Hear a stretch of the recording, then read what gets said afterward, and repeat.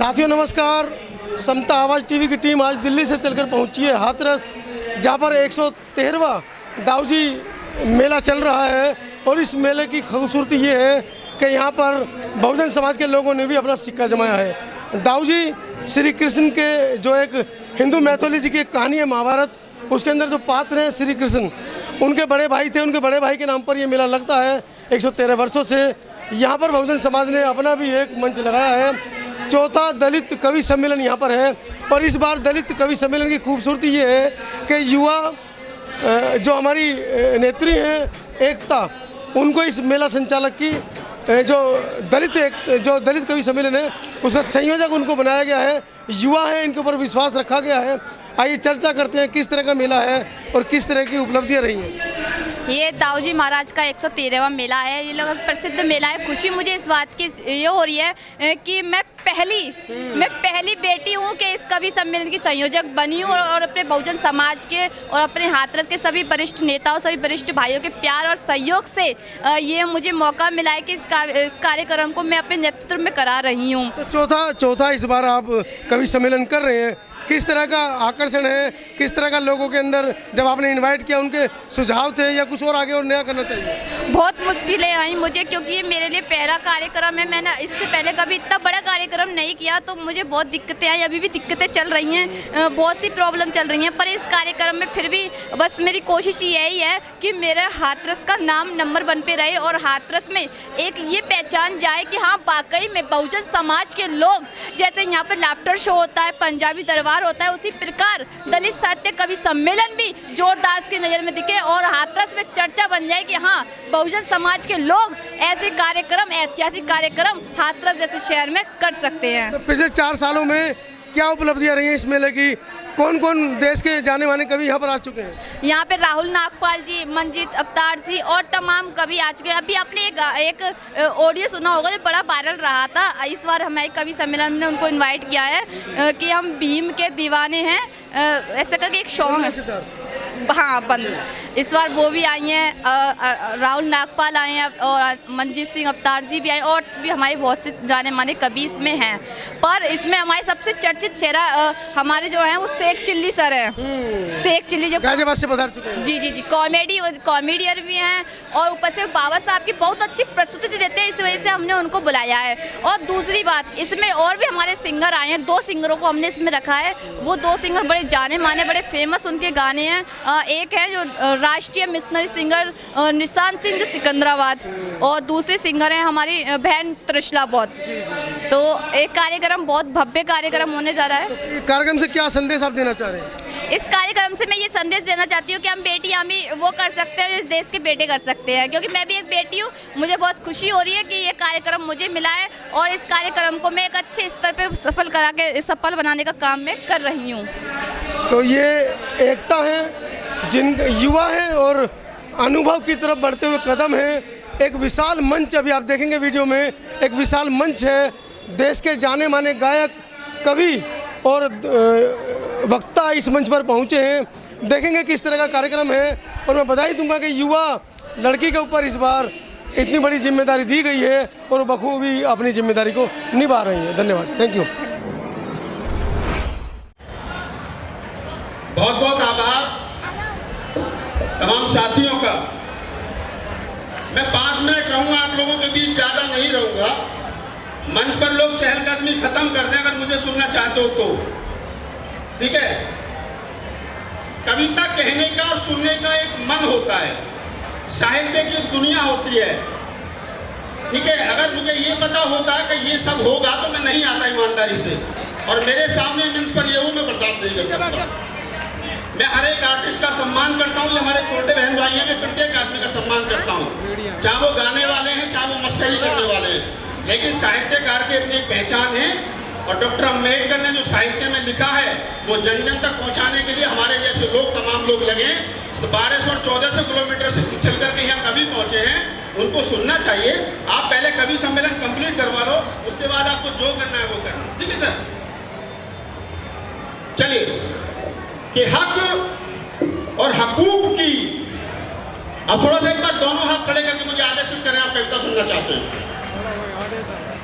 कि हक और हकूक की हिमाकत की है हमने। हाँ अगर ये बगावत है तो बगावत की है हमने। हाँ अगर ये बगावत है तो बगावत की है हमने। राहुल नागपाल को राहुल नागपाल के अंदाज में सुनिए।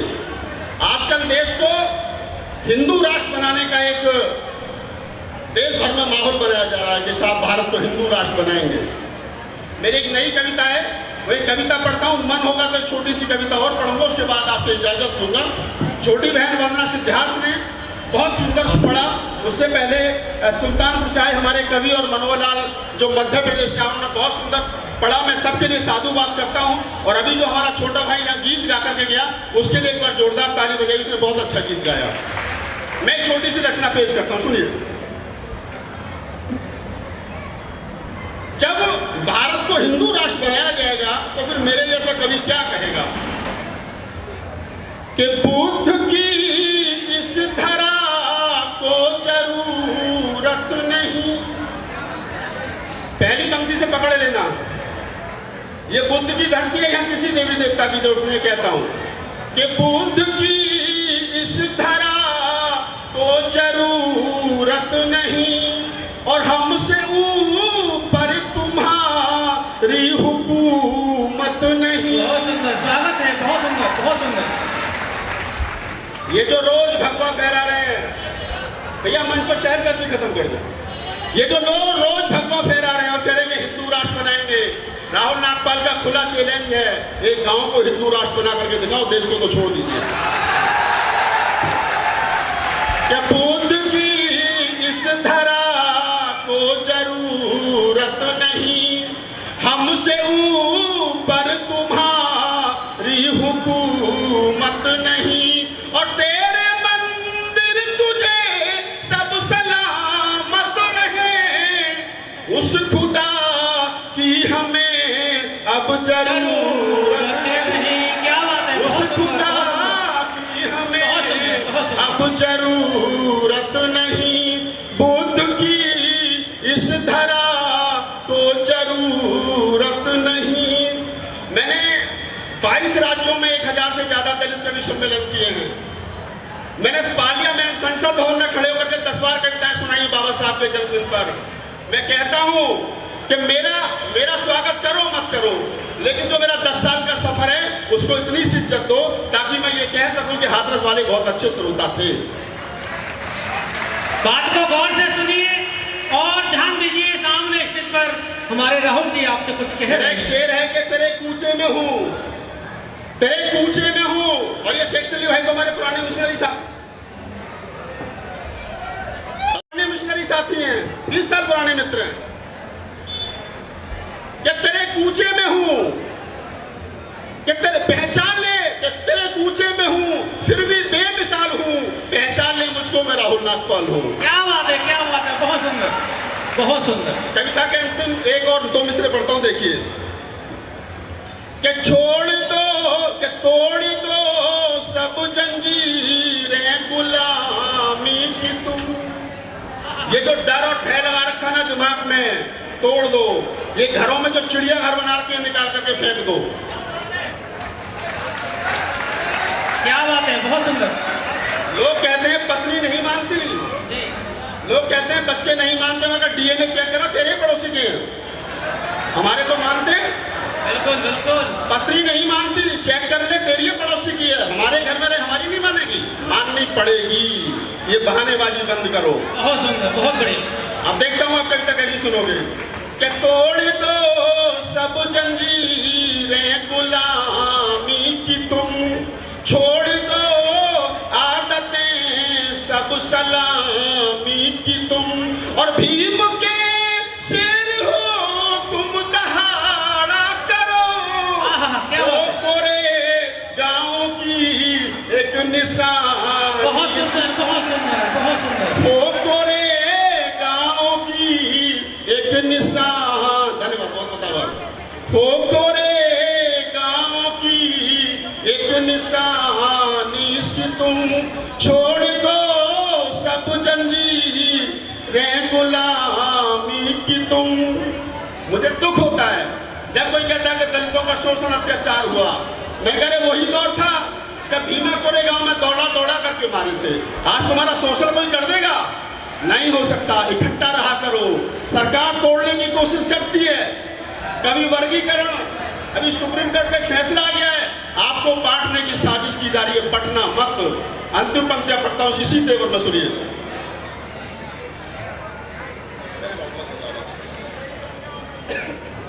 ये धर्म की अफीम चटाओ न तुम, ये हमको कहते हैं सब हिंदू सब हिंदू सब हिंदू। मैं कहता हूं राहुल नागपाल हिंदू नहीं है। ताली बजानी चाहिए। बहुत सुंदर। आप कहते हैं कि राहुल नागपाल हिंदू नहीं है। मैं कहता हूं राहुल नागपाल हिंदू नहीं है। और हिंदू धर्म और भारत को हिंदू राष्ट्र बनाने वालों से मेरा एक सवाल है, आपके इस हिंदू राष्ट्र में बुद्ध कहाँ है, कबीर कहाँ है, नानक कहाँ है, रैदास कहाँ है, साहू जी महाराज कहाँ है, कांशीराम कहाँ है, अम्बेडकर कहाँ है? अरे जब आपके हिंदू राष्ट्र में 2500 साल के पुरखे नहीं है तो इसका मतलब मैं तुम्हारे हिंदू राष्ट्र में नहीं हूँ। बिल्कुल बिल्कुल, बहुत सुंदर बात। लिहाजा मैं हिंदू नहीं हूँ। पढ़ता हूँ पंक्तियां कि ये धर्म की अफीम चटाओ न तुम, और हमको हिंदू तो बिल्कुल बताओ न तुम। क्या बात है, सुंदर, बहुत सुंदर। ये धर्म की अफीम चटाओ न तुम, हमको हिंदू तो बिल्कुल बताओ न तुम। और बुद्ध के धम्म के हमराही है सब, बुद्ध के धम्म से भटकाओ न तुम, बुद्ध के धम्म से भटकाओ न तुम। और एक छोटी सी रचना, बहुत आभार, धन्यवाद। एक छोटी सी रचना मैं आपके लिए पढ़ता हूँ। जब मैं यहाँ आया तो मेरी कुछ माताएं बहनें मुझे टकराई, उन्होंने कहा कि भैया यूट्यूब पर आपकी वायरल कविता सुनी थी, हो सके तो वो पढ़ देना। तो बस वही पढ़ करके अपना स्थान लूंगा। पीछे थोड़ा पानी दे दे, पानी हो। एक दृश्य अपने मन मस्तिष्क में बनाइए।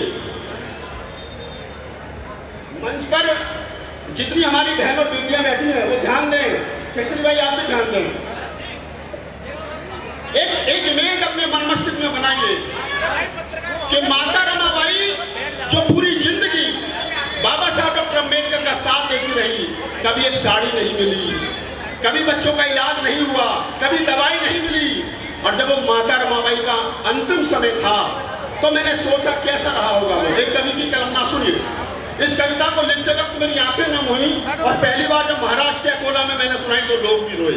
आज आपको सुनाता हूँ, कैसी सुनोगे मुझे बताइए। कि माता रमाबाई इस धरती को छोड़ करके जा रही है और बाबा साहब डॉक्टर अम्बेडकर के कुर्ते का कोना उनके हाथ में है।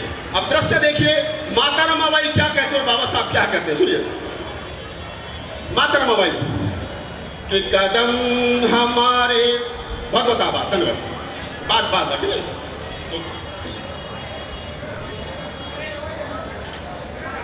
बस 2 मिनट और दीजिए थोड़ा सा। माता रमाबाई क्या कहती है कि कदम हमारे थक चुके हैं, साहिब तुम इतना यकीन कर लो। कदम हमारे थक चुके हैं, साहिब तुम इतना यकीन कर लो। मैं 4 बच्चे गवा चुकी हूँ, साहिब तुम इतना यकीन कर लो। और हमारा राज रतन नहीं है, अरे इस धरा पर यकीन कर लो। बहुत सुंदर। बाबा साहब जब राज रतन को खिलाते थे, हवा में उछालते थे जी, तो कहते थे कि राज रतन बड़े होकर के राजा बनेगा, राज करेगा। जब राज रतन भी मर गया तो माता रमाई ने कहा कि तुम तो कहते थे कि राज रतन राज करेगा, तो राज रतन भी मर गया। तब कहता माता जी कहती हैं कि हमारा राज रतन नहीं है, अरे इस धरा पर यकीन कर लो। और मिशन तुम्हारा तुम्हें मुबारक, मैं जा रही हूँ यकीन कर लो। मिशन तुम्हारा तुम्हें मुबारक, मैं जा रही हूँ यकीन कर लो। बाबा साहब एक वो लाचार पति जो पूरी जिंदगी एक ढंग की साड़ी माता रमाई को नहीं दिला पाए, वो क्या कहते हैं। बाबा साहब ने जो कहा होगा, जो मन में चला, वो मेरी कल्पना है, सुनिए। कि अभी समय है जरा सा नाजुक, रमा तुम इतना यकीन कर लो। अभी समय है जरा सा नाजुक, रमा तुम इतना यकीन कर लो। बिना तुम्हारे चल ना सकूंगा, रमा तुम इतना यकीन कर लो। और हजारों राज रतन खेलेंगे, अरे इसी तरह पर यकीन कर लो। ये दर्द भरी दास्तान आप सुन रहे हैं। आपकी तालियां कमजोर रह गई। एक बार तालियां लगना चाहिए कि बाबा साहब ने कहा कि हम सब राज रतन हैं, हम सब राज रतन हैं। कि हजारों राज रतन खेलेंगे, अरे इसी धरा पर यकीन कर लो। और ये दुनिया तुमको नमन करेगी, मैं बोलता हूँ यकीन कर लो। ये तुमको नमन करेगी, मैं बोलता हूँ यकीन कर लो। और 4 मिसरे इसी तेवर में सुनिए। माता रमाई ने कहा कि मैं आज तक समझ नहीं पाई तुम्हारा मिशन क्या है। तो मिशन बाबा साहब कैसे समझाते कि मिशन हमारा बहुत बड़ा है, रमा तुम इतना यकीन कर लो। मिशन हमारा बहुत बड़ा है, रमा तुम इतना यकीन कर लो। और हमारे बच्चों की ये कुर्बानी ना जाएगी व्यर्थ, यकीन कर लो।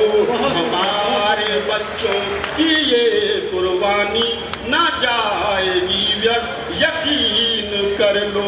और हजारों वर्षों की ये गुलामी, अगली पंक्ति पर तालियां संभाल कर रखना, कि हजारों वर्षों की ये गुलामी, अरे टूटेगी एक दिन यकीन कर लो।